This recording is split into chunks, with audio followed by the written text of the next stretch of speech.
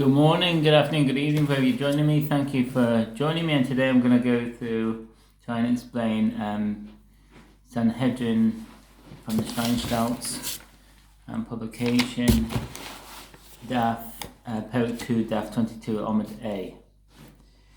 So it starts off, Uchsav v'nish tavon kasev amimus sugam avamis.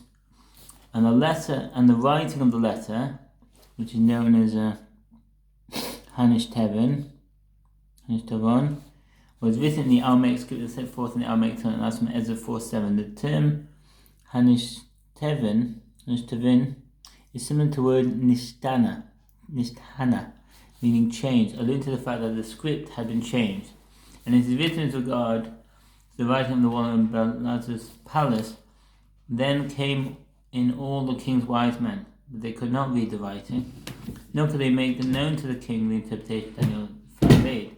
And the reason they could not read it is that it was written in the new script that Ezra would transmit, and it is written, and he should write for himself a second Mishnah Torah, Deuteronomy 17:18, where second Mishnah teaches that it is written in a script that is apt to be changed. Lishtana, the Bible continues, why is the script called a shuris?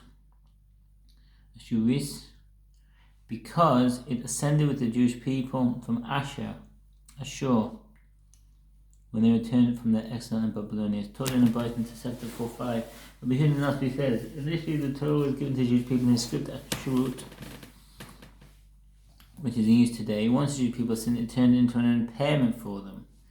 So the footnote regarding the impairment, the roids, Nech Paz Lahen had the roids. According to the word roitz or rats is not a description of a short script, but the name of a different version of the Hebrew script used by the Samaritans, and it means something akin to pressure or breaking, or it's the metathesis of the word sa, meaning pain. One textual variant is that, indicating insertion with force as the aruch. For them, and they began writing a different script, Labona. Once they repented, the first script was returned to them, and they resumed writing with Ashur's script, as is stated. Return the spirit of the stronghold, you prisoners of hope. Even today do I declare that I will render double Mishnah unto you, Zechariah, until meaning that God restored the Jewish people, the script that had been changed, Nishtana. The Bible continues. If the script predates the exile of Babylonia, why they call it Shurit? Because it is Yushurit, beautiful and straight in script. And the writer continues. Rabbi Shimon ben Elazar says in the name of Rabbi Elazar ben Parata. He said in the name of Rabbi Elazar Modai. The script did not change at all. As a statement of God's construction of the tabernacle, the hooks of Vave, the poles, Exodus 27:10, this teaches that just as the poles were not changed, so to the hook, the Vavim, the letter Vav in the short has the shape of a hook. Evidently, this is why the term for hook in the Torah is Vav. On the verse states, and to the Jews according to the script and according to the language in the book of Esther 8:9, this teaches that just as the language was not changed over the generation remained Hebrew, so to the script was not changed. The verse continues, but if the verse was in fact not changed, how do I read the meaning of the very phrase, a second Mishnah Torah, Deuteronomy 18, this serves to teach that the halacha in two Torah scrolls that the king writes. One goes out and comes in with him, and one is placed in his treasury. With regard to the one that goes out and comes in with him, he makes it very small, like an amulet, and he hangs it on his arm, as stated by King David, I have said the Lord always before me. The footnote, Shivisi Hashem Negdi Talmud, which is written above the Onkodesh in some shuls. And the written Talmud is taught that the statement about the king's population with the Torah is meant to be a model of how closely all Jewish people must cleave to Torah. If the king is preoccupied with raising matters of statecraft, is required to retain focus on God and the Torah's ways at all times, then all the more so ordinary people are not burdened by such responsibilities, required to do so. During prayer, one must direct one's full focus to God as though physically facing the divine presence. And that's in the Rambam Sefer Hava Hilchot Tefillah, Word Kohanim 4:16, Shulchan Aruch Chaim 98:1. Is that my right hand? That should not be moved. Psalm 16:8. This verse alludes to the two Torah scrolls. One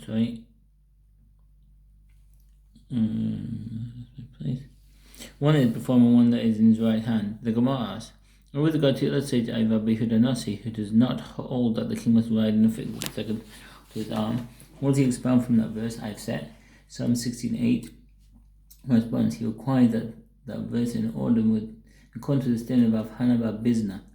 As Rav Hanabah's business says, that Rabbi Shimon Hasidah says, one who prays needs to see himself as if the divine presence is opposite him, as stated, I have set the Lord always perform in Psalm 16:8.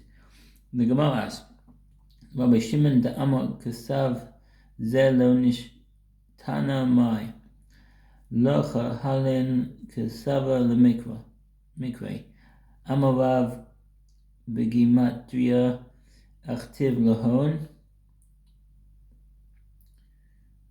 Yutes, etc.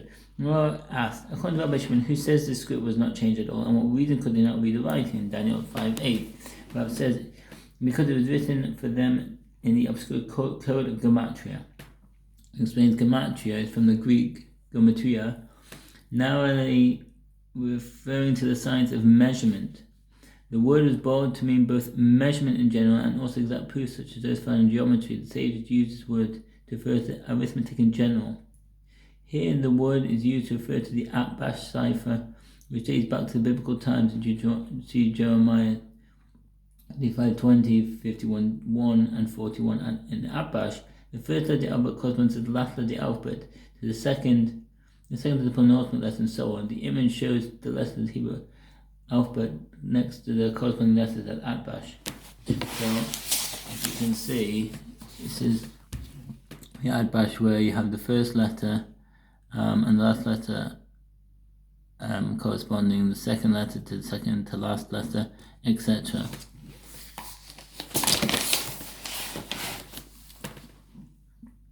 It is written Yud Tes Tav Yud Tet Tav Aleph Yud Dalet Kaf Pei Vav Gimel Chet Mem Tet. It does correspond with Mem, Nun, etc., etc. This is based on the exchange of letters known as Atbash, or exchange of letters with its counterpart in the opposite place in the alphabet, e.g. Aleph, the first letter, for Tav, the last letter. What did Daniel explain to him? The letters stand for terms. Menei, Mana, Teka, Usforin. Daniel 5:25. He then explained the meaning. Menei, God had numbered Mena the days of your kingdom and brought it to an end.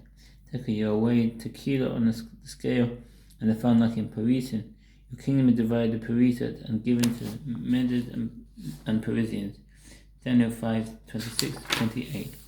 Shmuel says the writing used the correct letters for those terms, but instead of being written in order and forwards, Menei, Tekel, Ufasin, are written vertically and were therefore meant to be read from top down. If read in the usual way, from right to left, it said Mamtos Nankanfe al-Alwin. This is the order of the letters, arranged in 3 rows of 5 letters each. Mem, Mem, Tav, Tav, Samach, Nun, Nun, Kaf, Pei, Yud, Aleph, Aleph, Lamed, Resh, Nun. It's read vertically from top down, so it spells the name Mamne is foreign. TK is foreign. You can see it here. So you read it vertically.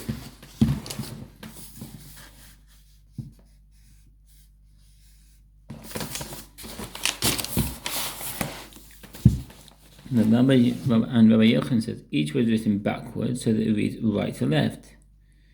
They spelled it Anam Lakadnit Paro.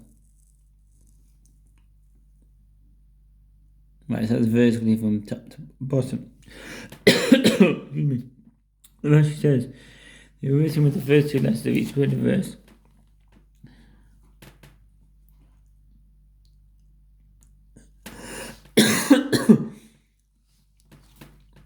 Which is Nema Keter person. One may not ride on the king's horse. Because of these prohibitions against using the king's royal vessels, they will be burned when he died. According to Targum Yonatan, This was described in 1 Samuel 31, 12-13. It is one of the signs of mourning that's unique for mourning the king. And one may not sit on his throne, and one may not use a scepter.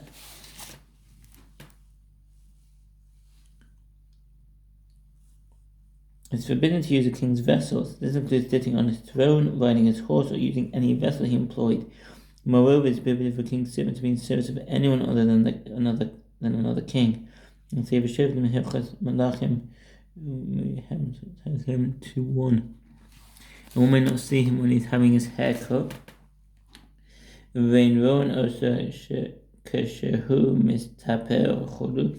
preserve the king's dignity of his state, it's prohibited to see him when he was naked, when he's having his hair cut, or when he's in the bathhouse. That's from the Rambam Sefer Shoftim.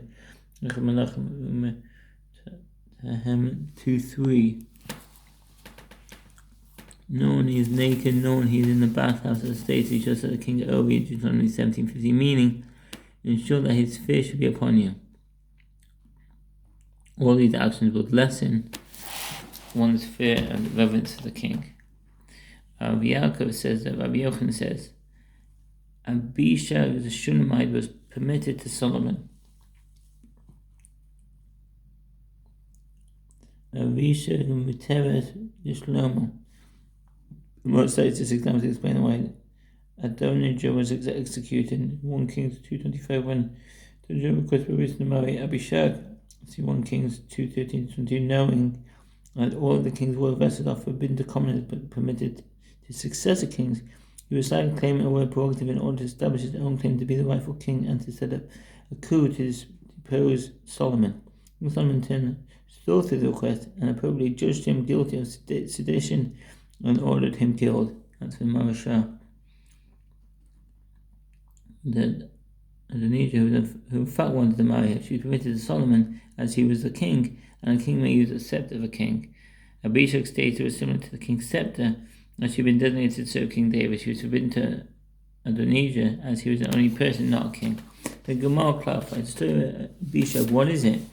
As is written, now King David was the one stricken in his years, and the servant said to him, let there be still a young virgin, and let her lie in your bosom, that my lord the king may get heat. 1 Kings 1:1-2. This is written, so they sought for a beautiful maiden, and they found Abishag. 1 Kings 1:1-3. And it was written, and the maiden was very beautiful, and she became a companion to the king and ministered him, but the king did not know her. 1 Kings 1:1-4. Abishag said to King David, marry me. King David said to her, you're forbidden to me, as I already have 18 wives. Abishag said to him, when the thief is lacking, Chasrei Lagar Nova. There are several textual variants for this phrase. The Gaonim interpret this version to mean one would be thief did not steal simply because he was too lazy or tired to do so, and then considers himself to have a truth and virtuous man for not stealing. Another version of the text reads Hastei Ganva, the piety of a thief, which explained to mean compared to you a thief is pious. How can you put on your airs as though you revere heaven, says the Ramah? He makes him like a man of peace. In other words, she was saying that King David was physically unable to engage in intercourse. He devised an excuse not to marry. King David says to his attendants, call Bathsheba to me, as is written. Bathsheba went into the king, into the chamber. Now the queen was very old, and Abishag the Shunammite ministered to the king. In 1 Kings 1:15, Rabbi Yehuda says, the Rav says, at that time, Bathsheba wiped herself with 13 cloths corresponding to the number of words in the verse. She engaged in intercourse with David 13 times. Rav Shimon Bar Abba says, come and see how severe a matter divorce is, as they rendered it permitted for King David to be secluded to Abishag without marrying her. But they did not render it permitted for him to divorce one of his wives to enable him to marry Abishag. The other says, concerning one who divorces his first wife, Kol Hamgaret es Ishta Rishona. Some commentaries combine this statement with the previous one to explain why David did not divorce his wives. Even though most of his wives obviously were not his first, which would seem to make the statement irrelevant to David's story. Nevertheless, since his wives were virgins when he married them, each one was like her first wife. Although this was not the case concerning Abigail and Bathsheba, who had been married previously, he would not divorce them as they were expressly beloved to him. Alternatively, this statement may indicate more broadly how harshly divorce is deemed in general, says the Ran. Even the altar sheds tears about him. Afinam is Bech Morid Allah the Morris. One commentary explains this expression to mean that even his advocate becomes his prosecutor to him. Another commentary explains that divorce is so painful that even the altar, which is used to be drenched with blood poured from sacrificial animals, nevertheless sheds tears from the pain of a divorced woman. Another interpretation, since according to the Midrash, Adam and Eve were created from the dust of the altar, one divorces his wife, thereby hurting a human being descended from Adam and Eve, is like one who blemishes the altar, is the Torah's Chaim. As it is stated, and further, this shall you do: cover the altar of the Lord with tears, with weeping and sighing, from his no longer showing regard to the offering, nor receiving it with goodwill from your hand. Malachi 2:39. And this is written. Yet you say, why? Because the Lord has been witness between you and your wife of your youth, against whom you have dealt treacherously, though she is your companion and the wife of your covenant. Malachi 2:14. Rabbi Yochanan and some say Rabbi Elazar says, a man's wife does not die unless his creditors ask him for money that he owes and he does not have it. Rashi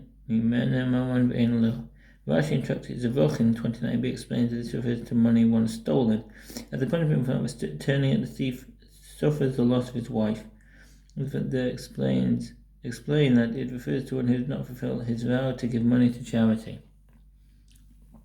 As it's stated, if you do not have with what to pay, why should he take away your bed from under you? In Proverbs 22:27, the bed mentioned in the verse alludes to one's wife. Rabbi Yochanan says, for any man whose first wife dies, it is as if the temple were destroyed in his days. And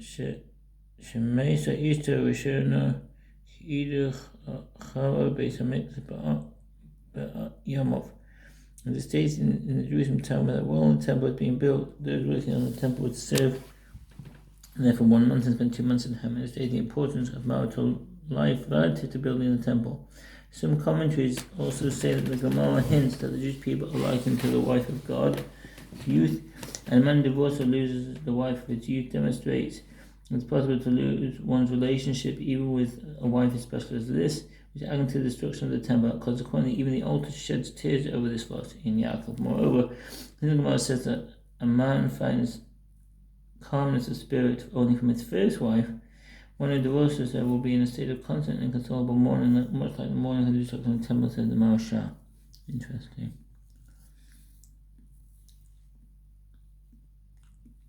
As it is stated, son of man, I take away from you the desire of your eyes with a stroke, yet neither shall you make lamentation nor weep, neither shall your tears run down. Ezekiel 24:16, as it is written. So I spoke to the people in the morning, and in the evening my wife died. Ezekiel 24:18, and this is written in the continuation of the same passage. Behold, I will profane my sanctuary, in pride of your power and desire of your eyes. Ezekiel 24:21, illustrating that a man's wife is to precious him as the temple is for the entire Jewish nation.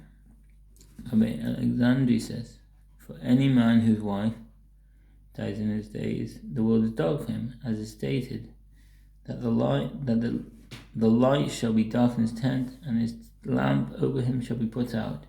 Job 18:6. Since the word tent is commonly employed as a metonym for a wife.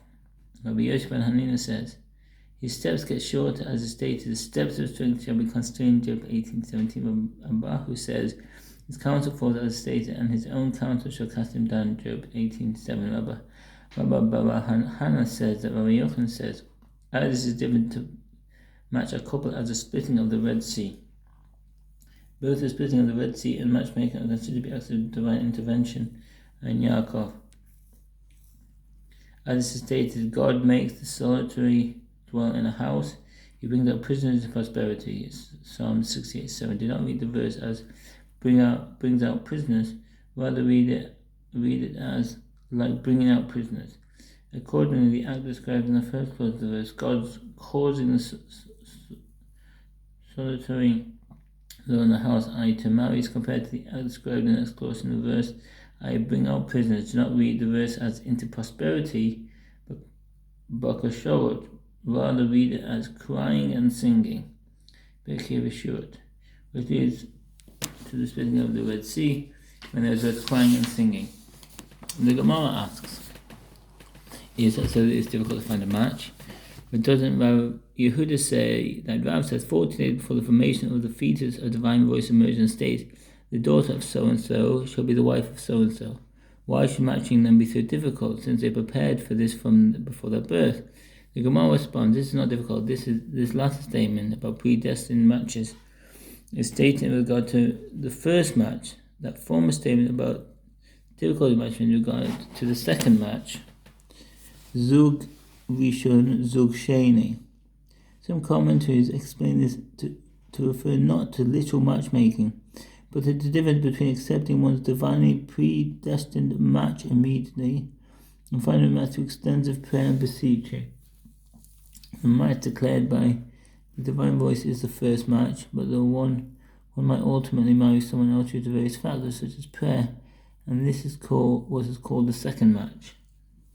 We have Rabbi Shmuel Bar Naaman says, for everything that is lost there is a substitute, except for one's wife from youth who dies.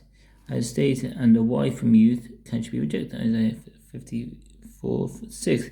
Rabbi Yehuda told Rabbi Yitzchak his son, a man finds calmness of spirit only from his first wife, as is stated, let the fountain be blessed and have joy with the wife of your youth. Proverbs 5:18. Rabbi Yitzchak said, his son said to him, to whom? Rav Yehuda said to him, such as your mother. The Gemara wonders, is that so? But didn't Rav Yehuda once read to Rav Yitzchak his son from the verse, and I find more bitter than death that the woman whose heart is snares and net. If I sees 7:26, Rav Yitzchak said to him, such as whom? Rav Yehuda said to him, such as your mother. The Gemara responds, this is not a contradiction. Granted, she is difficult and angry, but after she is conciliatory, so she is both more bitter than death, and comments and joy for him at different times. Some commentators explain difficult to kifa in the sense of sharpness and sounds acting to ferment, what is described as takif, Manoah. Rav Shmuel Bar Unya says in the name of Rav, a woman is raw material, like a vessel that has not been completed, and makes a covenant, becoming truly connected only to the one who made her a vessel through her first act of sexual intercourse, as is stated, for your maker is your husband, and the Lord of hosts is his name, Isaiah 54:5. So it implies that a man dies only to his wife, it is primarily she who suffers the pain and sadness resulting from his death, and the woman dies only to her husband. A man died only to his wife, as stated, and Elimelech, his husband, died. Ruth 1:3, and a woman died only to her husband, as stated in Jacob's party went to Joseph, and as for me, when I came from Paddan, Rachel died on me. Genesis 48:7. The Mishnah teaches, one may not see the king when he's having his hair cut. The sages taught about that a king has his hair cut every day. King must have his haircut every day, as the verse in Isaiah 33:17 states, your eyes should see the king in his beauty. 2:5. An ordinary a high priest waits for the eve of Shabbat to the eve of Shabbat between haircuts. A high priest may not grow his hair long even when he is not coming to the temple, but he must get his haircut every Friday before Shabbat. The sign of his hair was that the tip of one hair met the base of the next hair, which apparently means that his hair is cut so short that one hair does not protrude beyond the base of another hair. And the Ravid said that he leaves his hairs further back on his head to grow until the place of the roots of the hairs near the hairline, and cuts the hairs at the front hairline down to the root so that there is no hair beyond his hairline. And that's in the Rambam Sefer Voda Hilchot Kliya Mikdash 5:6. Here's a class of Mishnah there. An ordinary priest must have his hair cut once every 30 days. Tiforas Kohen Hediot. It is prohibited for an ordinary priest to sport long hair when serving in the temple. A long hair is defined as hair that was not cut for 30 days or more. Consequently, he must have his hair cut at least every 30 days. Some commentaries say that this prohibition applies only to a priest who is regularly involved in temple service, but not when he is entirely off duty and not coming to the temple at all. I'm going to say the word Hilchot Beit HaMikdash 111, so it gets a Mishnah there. The Gemara explains, a king has his haircut every day, as is stated. Your eyes should see the king in his beauty, Isaiah 33:17. So his beauty must be tended today. The high priest waits from the eve of Shabbat to the eve of Shabbat. Shmuel Naaman says that Rabbi Yochanan says, since new priestly watches begin every day, every week on the eve of Shabbat, the high priest must have his haircut in order to look his best when his new watch comes. The Gemara continues its explanation of the Baita. An owning priest has his hair covered once every 30 days, as written with regard to the priests. They shall not shave their heads, and long hair they shall not grow out. They shall trim only their heads, and that's from Ezekiel 44:20, and derived by terminology long hair in this verse from long hair in the verse with regard to the Nazarite. And it is written there with regard to the priest, and long hair they shall not grow out, and written there with regard to the Nazarite, long hair growing on his head. Numbers 6:5. Just as there, the Nazarite hair growth is at least 30 days, so to hair is just 30 days, and the priest must cut his hair before it's called long. And we also learn it in the Mishnah in Nazar 5a, the term Nazariteship is of unspecified length is 30 days. One who took an oath of the Nazarite without specifying the duration of the oath must live as the Nazarite for 30 days, and that's from the Rambam Sefer Hilchot Nazirut 3:1. The Gemara asked, and then the verse about Nazarite, from where do we derive that 30 days is the minimum length of the term? And Matana says, as the verse states, he shall be holy, Numbers 6:5. The word year has a numerical value of 30. Rav Papa said Abai, say that the priest should not grow their hair at all, but shave their heads instead. Abai said to him, had it been written they shall not grow long hair, it would be as you said. But now that it's written and long hair, Ezekiel 44:20, it can be somewhat long hair, but they should not grow it out very long. The Gemara asks, if so, that the restriction on priests growing long hair is a mitzvah by Torah law and not a regulation of its time.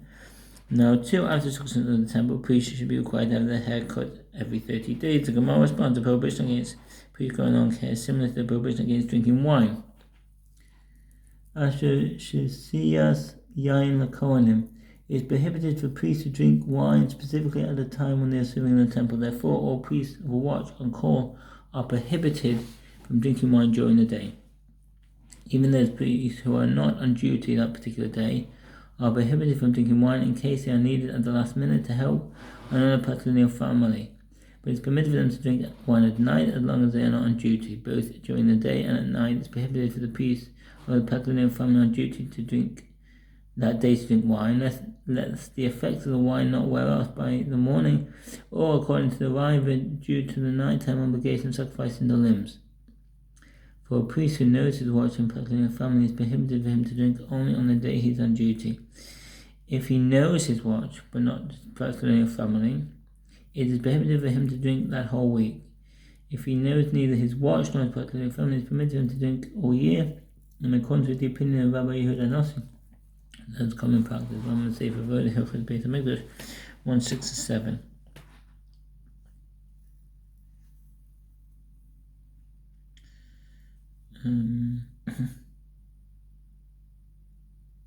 Just with regard to wine, only at the time of the entry of the temple is forbidden to the priest, but when it is not the time of the entering of the temple, it is permitted so too with regard to long hair.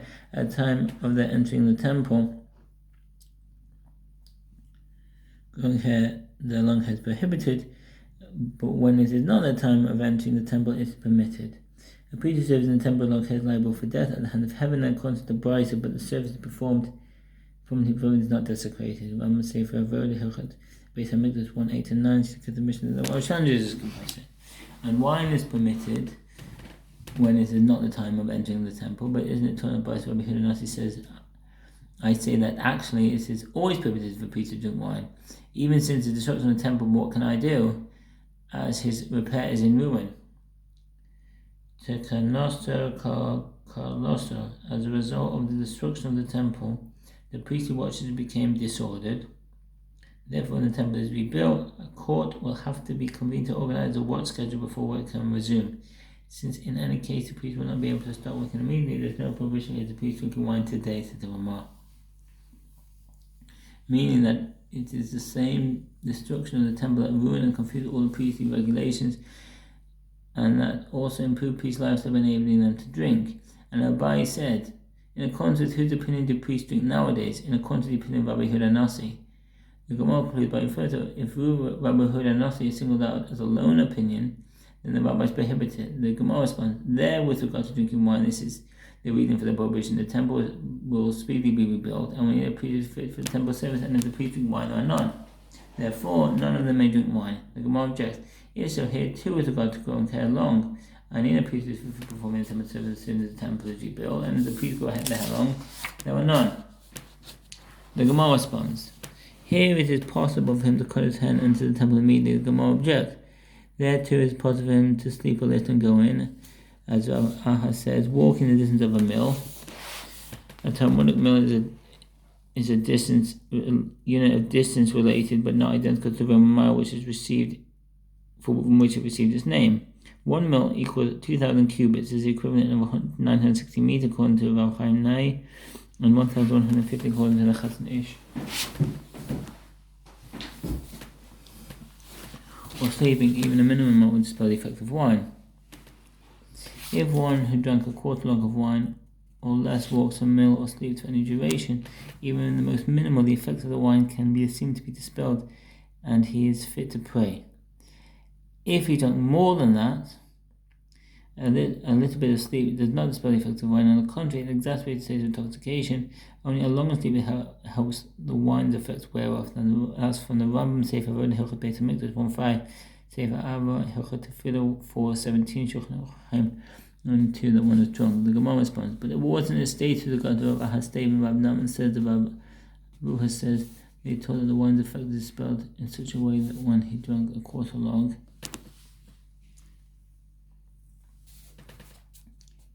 all the more so that walking that distance disturbs him, and sleep makes him more drunk unless he sleeps for a long time. Rav Ashi said, between drinking wine and growing hair is this: concerning prayer, priests drunk on wine who desecrate the temple service.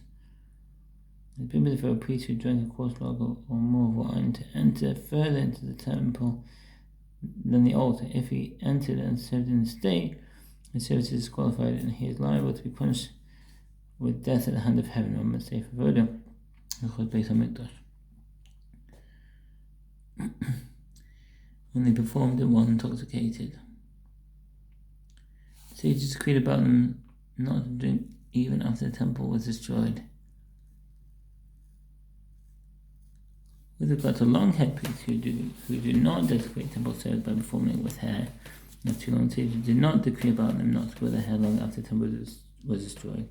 More ways than objection of Ashes kingdom from a and to accept the